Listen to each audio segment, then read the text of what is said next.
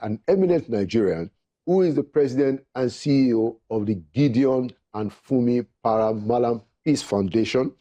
He's also a global missions leader and a social justice and peace advocate. I'd like to welcome for the first time to Inside Sources, Reverend Dr. Gideon Para-Mallam. Dr. Gideon, good to see you in Inside Sources. Thank you. It's my privilege. I must commend you. You have a way of getting your message across, so many of us actually watch you. You may not know this. Thank you. So it's a privilege to be here. Thank you so much. And thank you so much for the work you do globally.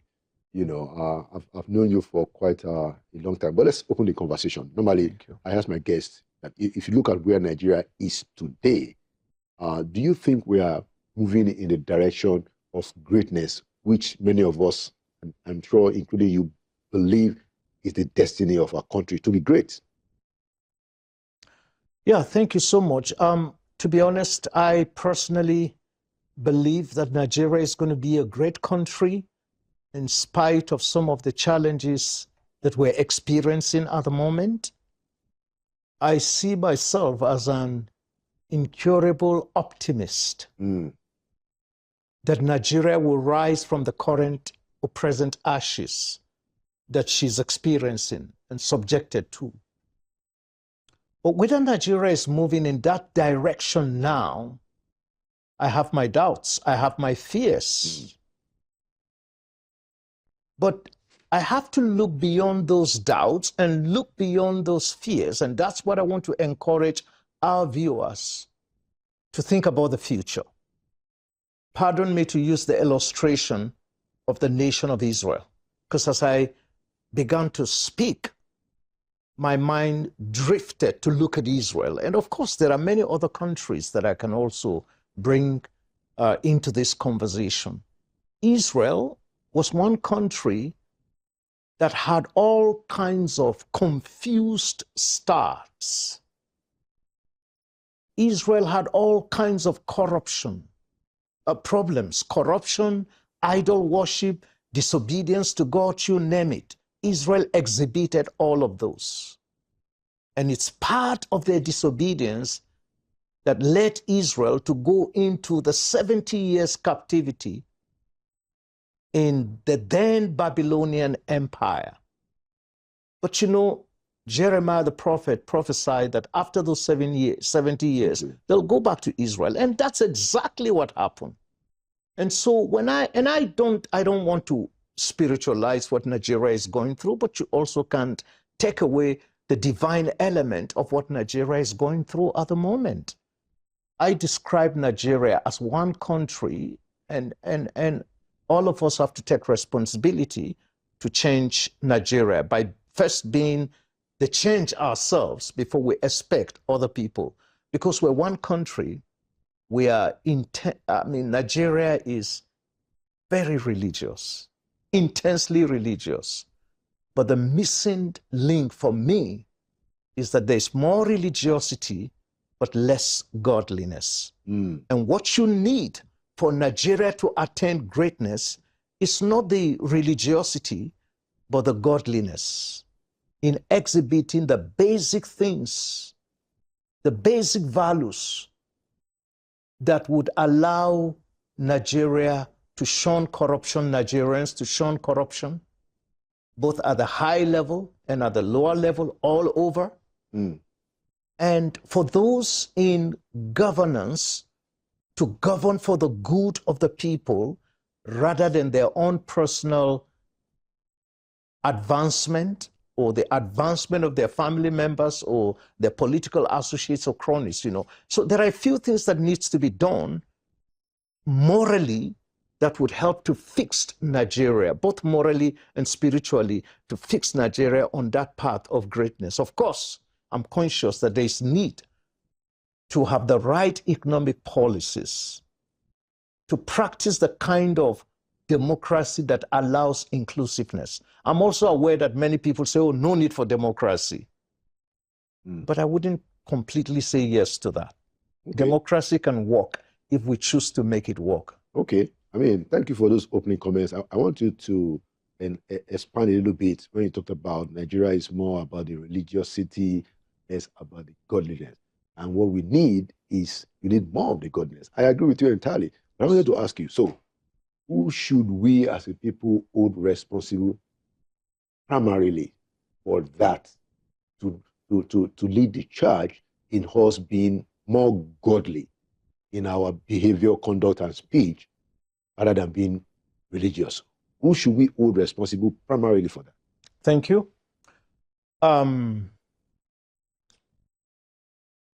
For the side of the Christians, because Nigeria is both multi-religious, multi-ethnic, and multicultural. So we have to accept that we're a country that is not just one religion, but multiple religious influence across Nigeria.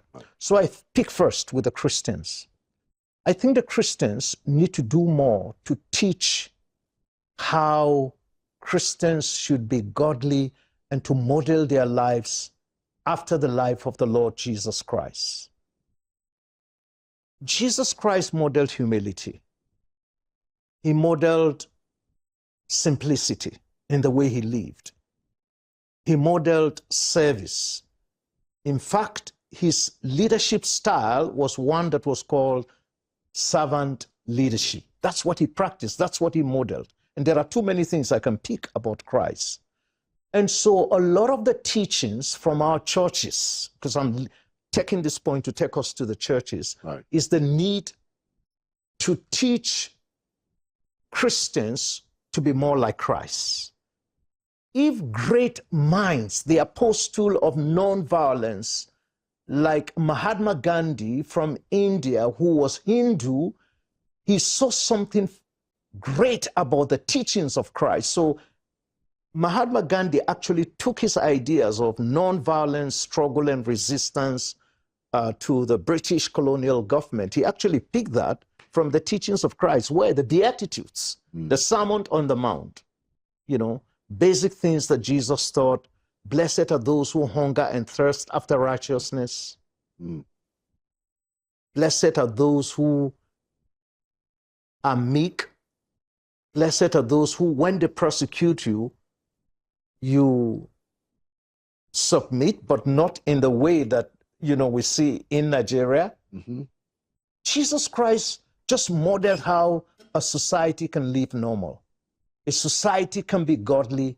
A society can honor God in the way they do things. So if our teachings from the pulpits can follow that Christocentric approach to theology, it will help us a lot to be a people that are not just going to be religious by just going to church, but will be godly in the content of our lives and character and the way we also transform society. Whether you are in government, you are in the bank, you are teaching in school, wherever you are, you know, all those models will show up. And I go straight to the same thing, that there are Muslims in this country, and Muslims have a responsibility. It's not just enough to say that Islam is a religion of peace. You've got to show it. You've got to demonstrate it, that hatred needs to be out of the religion that you preach. Because a lot of hatred, take it or leave it, has actually come from many of the sermons we hear on Friday. Many of them are very abusive. Many of them are very intimidating. Many of them are very discouraging. And as a peace builder, I'm saying some of these things. By no means am I trying to profile the Muslim preachers, but the Muslim preachers, clerics need to do more to promote peace, to model exactly what they say, that Islam is a religion of peace. Just like you are also pressing Christian leaders to also ensure that they preach servant leadership. Exactly. Okay, so essentially, we should be holding our religious leaders responsible. That's for our character as a nation. That's exactly the point I was making before I come to start calling names. I think that if this country is going to really be great, then the preachers, whether they're Christians or they're Muslims, need to change their approach in both understanding and interpreting the Quran, in understanding and interpreting the Bible. because our religion is something else when it comes to Nigeria. Interesting. Not that it's all bad. Oh, there are very positive aspects, absolutely. But we need to do more to develop the country. Yeah, I mean, and talking about, some of the things that can actually become strength in the diversity. I come from Southwest Nigeria. And, one of the least of our problems is the interrelationship between Christians and Muslims. Entirely, almost completely absent tension. So I see the point in that. And of course, I'm trying to also get you to really go to the heart of the matter, because we know these things. We know that a lot of Nigerians are Christians or Muslims and other African traditional religions, but we don't see it in our character. We don't see it in the character of our leaders, not just political leaders. We don't see it in the character of some of our religious leaders, some of our business leaders, and so I begin to wonder that where should we start? But, you've given us a clue that, it's probably from what we are listening to. Yes.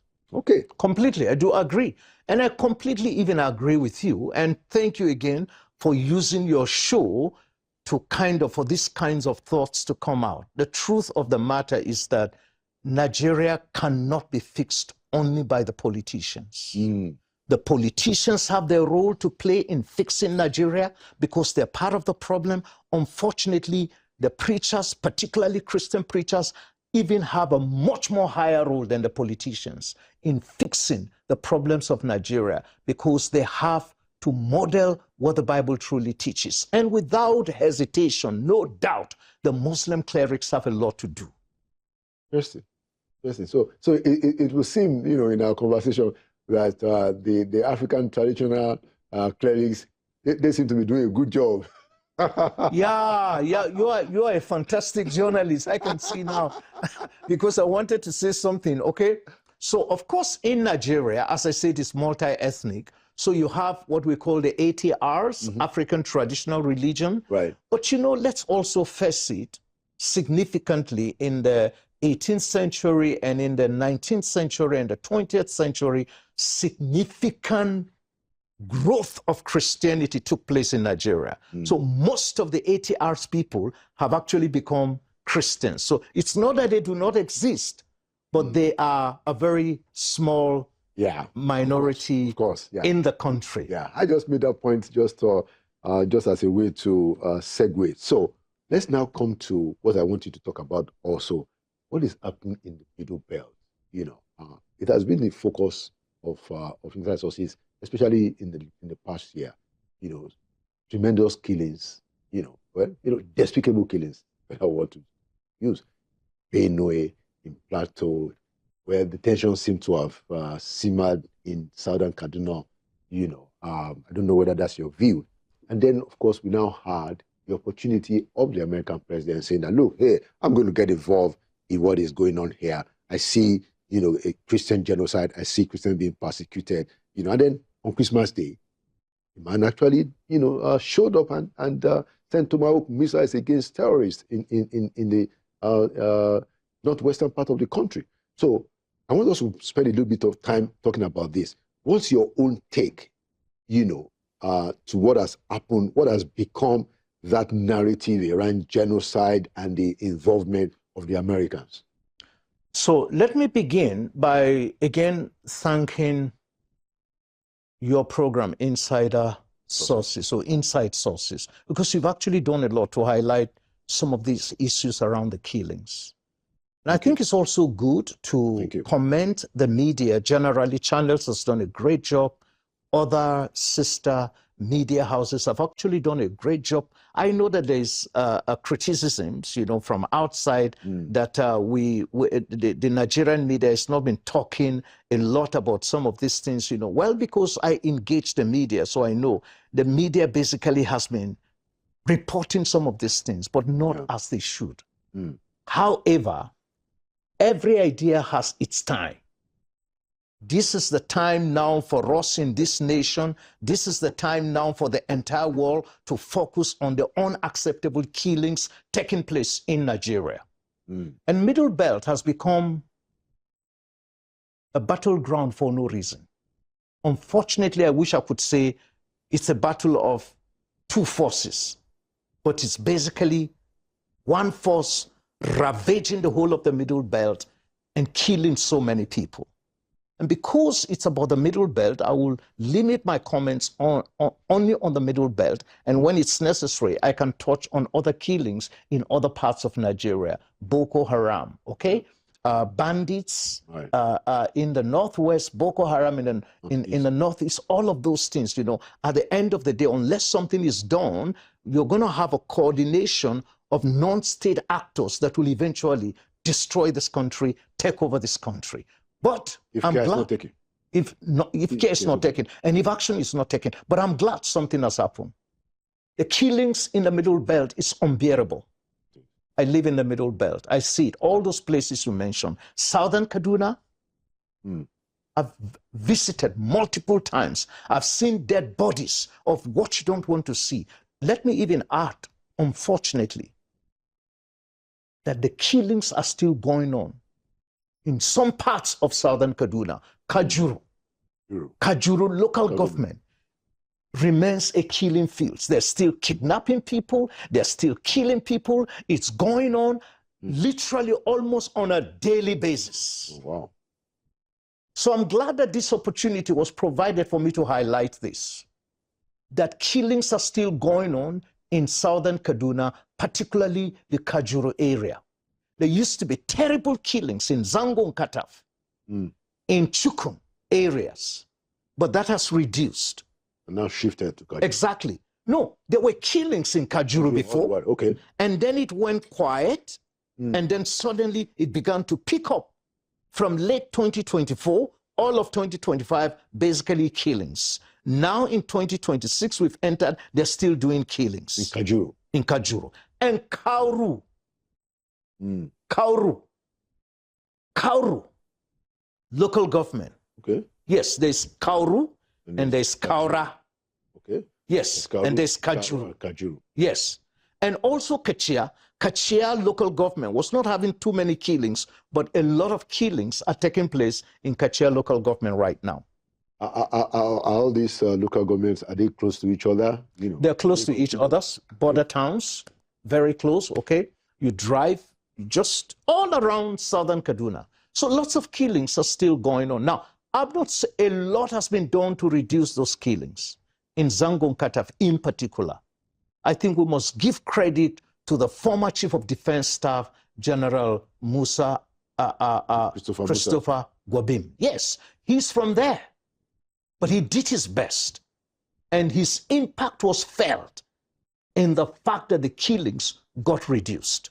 But we thank God, now he's defense minister. Back as defense minister, yeah. Exactly. So he has a chance to do more for all of Nigeria. Right. And I think he's moving in that direction. Yeah. And we need to encourage him to do more to stop those killings. Yeah. You know what? Yeah.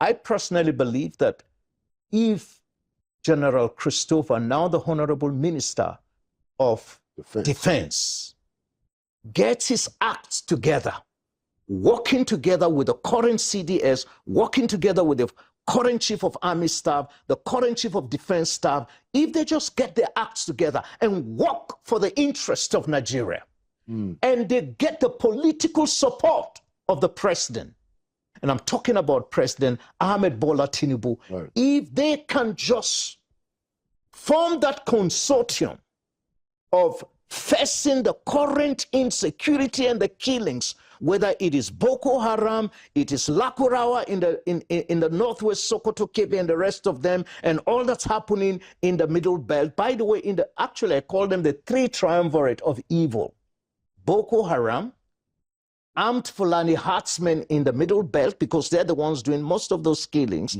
and then of course what some people call Fulani militia group, and then of course the bandits in the northwest. Okay, if the president can gather the political will, it is possible to defeat those people.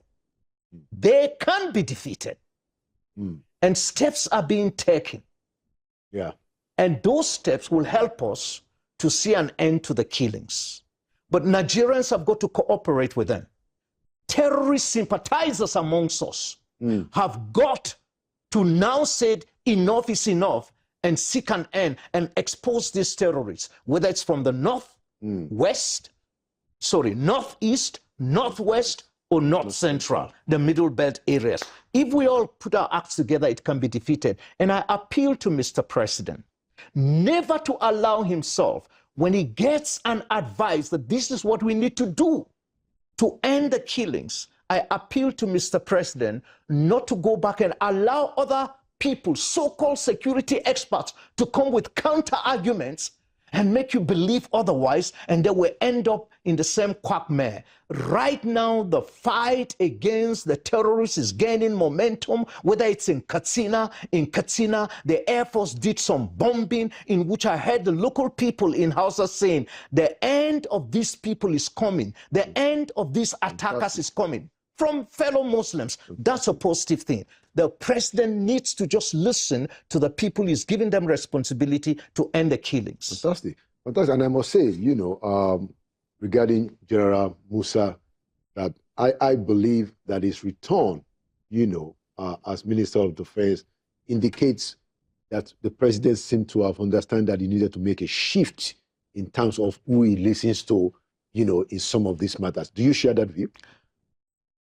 Well, you know, when General Musa was removed, let's take it, quite frankly, some of us were a little bit disappointed. But then we said, okay, let's give this thing space to see what happens. And then all of Nigerians cried out. The Muslims cried out. Some of the Fulanis cried out. Christians cried out. Certain security experts cried out. But what his reappointment as minister, one, God has ordained it to be so. Two, I think that Mr. President listened to wise counsel. So we have to commend the president for listening to that wise counsel. So now now you need to know something about Nigerians. I'm not a politician, but I know some of these things. Having interacted with many politicians, whether it's at the federal level, it's at the state level, different states, Plateau, Kaduna, you know, I understand a few things, okay? When something good is about to come in, all kinds of people offer advice from within the government to undermine that which is good. So I think the president needs to act so that his own good intention to end this insecurity is not undermined. It did not have to take President Donald Trump to designate Nigeria as a country of particular concern for the president to have acted. But be that as it may, it has happened. So let's make good capital out of the designation of Nigeria as a country of particular concern. I've always said this, the arguments, is there Christian genocide? Is there no Christian arguments? It's a non-starter. We don't even need to argue that in the first place. Absolutely. The truth is that Christians are killed in large numbers. You cannot deny that. Some of us document the killings, like you said, okay? I document the killings of Christians. I document the killings of Muslims. Because when you want to promote peace, you don't take sides. You do your best. We document also the killings of ATRs, African Traditional Religion. We document also the killings of atheists. We put all of that together. Significantly, the proportion of Christians killed is a lot higher. Yeah, and I don't think that anybody will contest the fact that much more Christians are killed, especially in Benue and Plateau and in other parts of the Middle Belt. You know, and like you said, the more important thing is that, look, Nigerians are killed, you know, regardless of who they are. And I think even U.S. President in his last interview with Mr. Donald Trump with New York Times has also said, look, I know that Christians are being killed in large numbers, but I also concede that Muslims are being killed. So it's important, like you said, that we should focus on the fact that Nigerians are being killed. The question I want to ask you next, you know, is, so how do you see the military intervention of the Americans on Christmas Day? Since then, we've not had any other interventions, but we've seen that the Americans are now donating, you know, contributing some equipments, military equipments, hardware to us. Well, what's your take? You know, how do you read that? You know, the Christmas Day bombing, and I know that some people are trying to go to town to say that, you know, it was just performative, nothing really serious took place. And that's part of the contradictions I find in Nigeria. Don't criticize just because you want to criticize or say something. I think that bombing was significant. I think that bombing sent a strong message, even if it is for the optics. It set the terrorists, by whatever name they call themselves, on notice that you will not get away with all the horrible crime against humanity that you've been committing.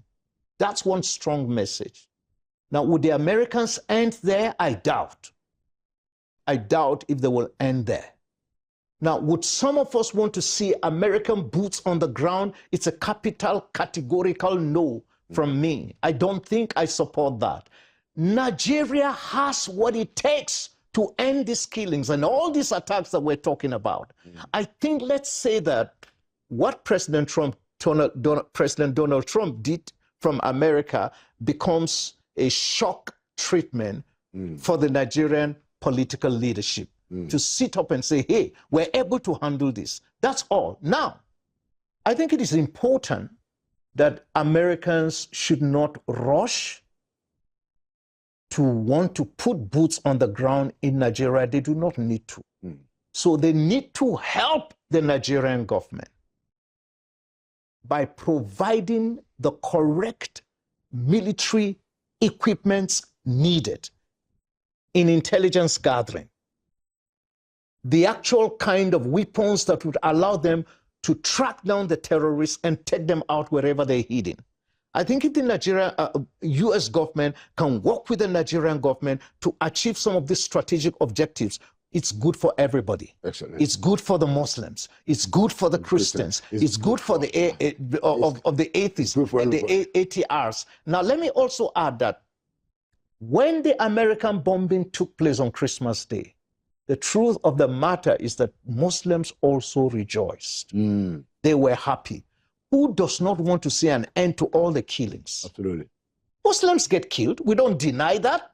Do they want it to continue? Anybody who wants to continue, that person will need to be identified because they become enemies of the state. Okay, excellent, excellent. I don't want to end without you talking about Leah Sharibu and also this Gideon guy in Kaduna, who we are told has been sentenced to killing by hanging.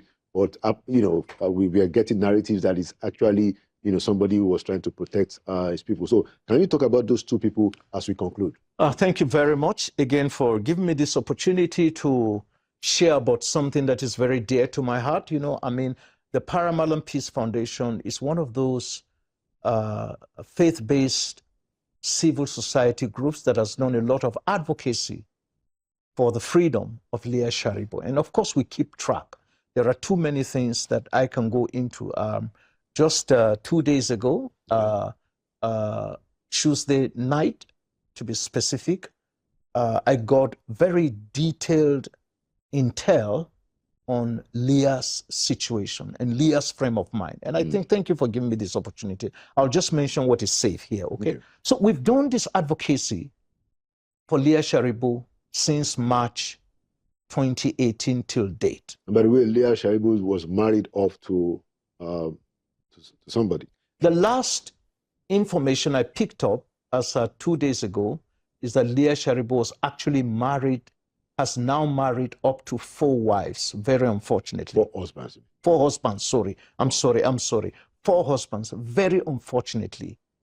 A Christian girl that was kidnapped when she was only 14 from secondary school to be subjected to that kind of lifestyle, 4 husbands in a short period of 7 years, it's very, very disturbing. Do you know very children? Disheartening. Yes. And again, from that intel reports I picked up on Leah, she now has about 4 children. Oh. 1 girl and 4 boys. 5 children, you mean? 4. Sorry, 1 girl and 3 boys. Yes. And again, this is coming from almost like 3 husbands, which is, again, painful. Yeah, traumatic. Yes, but, Leah was also married by one of the topmost commanders, fighters in Boko Haram. Yeah. But that guy was taken out on December 31st, 2022, to the best of my knowledge. Yeah, I think 2022 or 2021. So that's the story now. Leah is still in captivity. And thank you for bringing her story. Please, I want to appeal to the president. President Ahmed Bola Tinubu, since when you came to power, during your campaign, and even now, you've not uttered a single word about Leah Sharibu. Many times I've wondered, you are a father. I also make the same appeal to the First Lady, Pastor Remi Senator. You are a mother. Is it fair that this government will not give priority to Leah Sharibu, for Leah to be set free? Apart from Leah, there's also Praise Austin, a Yoruba girl whose parents lived in Maiduguri. She was picked up 5 years ago. She's still in captivity, and her father died 3 years when the daughter was still there. The mother is still there living in Maiduguri. What about others like Joy?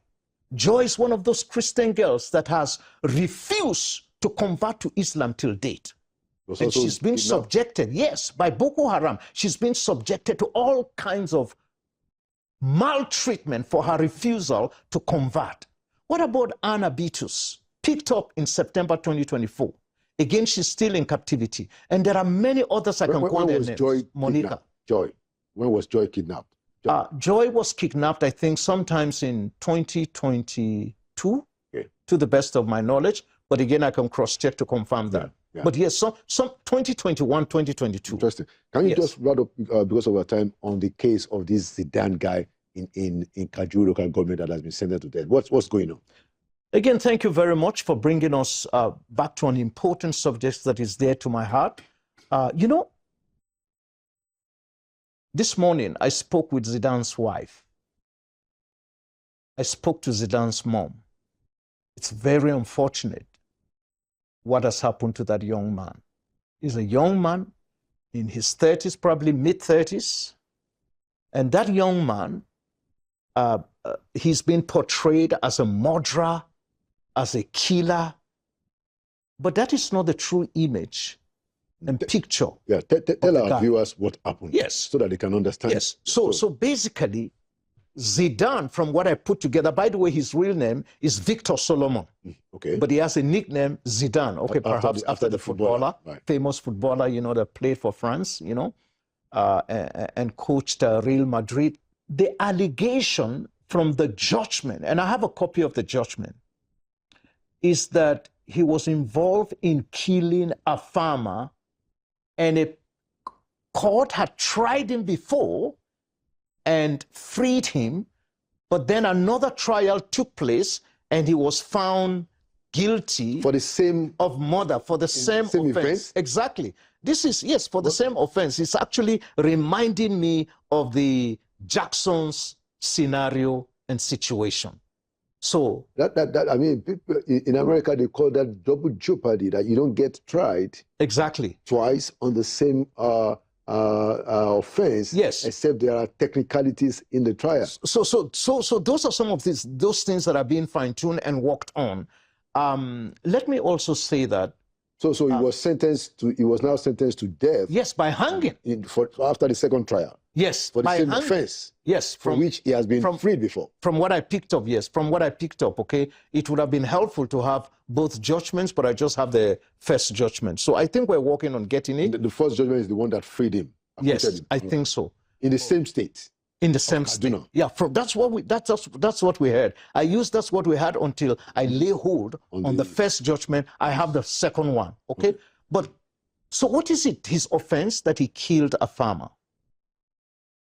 But when I spoke to the wife said they were living in a situation of constant violence where people get killed, and Adara communities and villages were raided and attacked, and many of them got killed.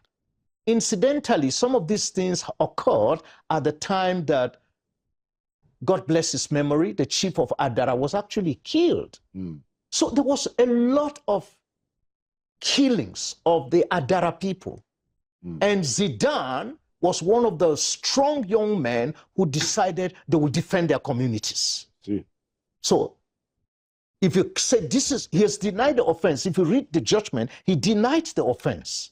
The only thing is that some of his statements were made, those statements would have been taken before the judgment or during the trial, but there was a little bit of delay. So when he denied and presented his own side of the story, because it was done at the late hour, it was not quite accepted from the judges. That's what I think. Okay, but the good news is that the defense team, as at this morning, is actually working to appeal the judgment against Victor Solomon Musa. So let's pray that the courts would allow this accused human dignity and he will not be killed. I personally believe that, and I pray and I hope that he will be set free. We will be following up on the case. We will get more details and do our best to ensure that there is fairness and there is equity and there is justice. Thank you so much, Reverend Dr. Gideon Para-Mallam. Thank you for your work, global missions. Thank you for the work of peace that you are doing in Middle Belt. And I know that you're also a member of the Plateau State Peace Committee. And thank you for coming to Inside Sources. Thank you so much, my dear brother. Olaolu, it's good to, I last met you when you were in the presidency, the villa. So it's a privilege to see that you've put on what I call the journalist collar. That's my job. Thank you so much. Thank you so much. Thank you.